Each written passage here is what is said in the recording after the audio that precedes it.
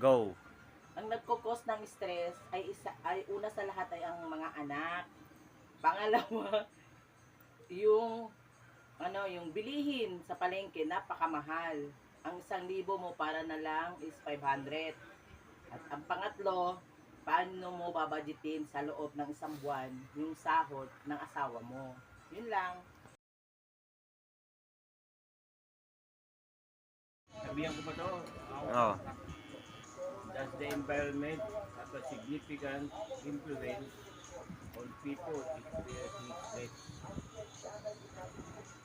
Siyempre, marami kasing chismosa. At saka,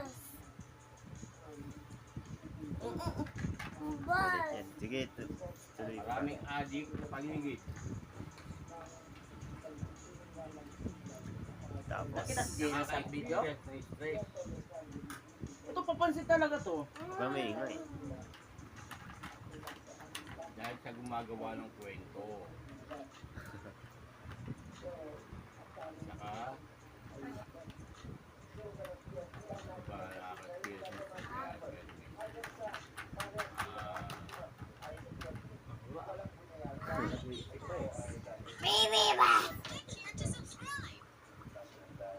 Maraming makulit.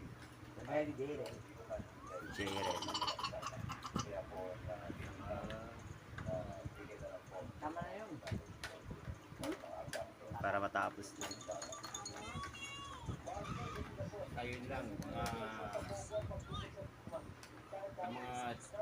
maiingay na paligid. Oh, tapos.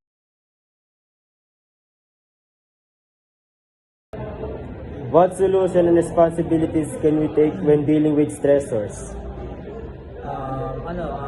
Gawin mo lang yung mga bagay na kung saan ka sumasaya, tapos iwasan mo lang yung mga negative na pag-iisip na iniisip mo na hindi naman dapat gawin. Ayun lang. Thanks.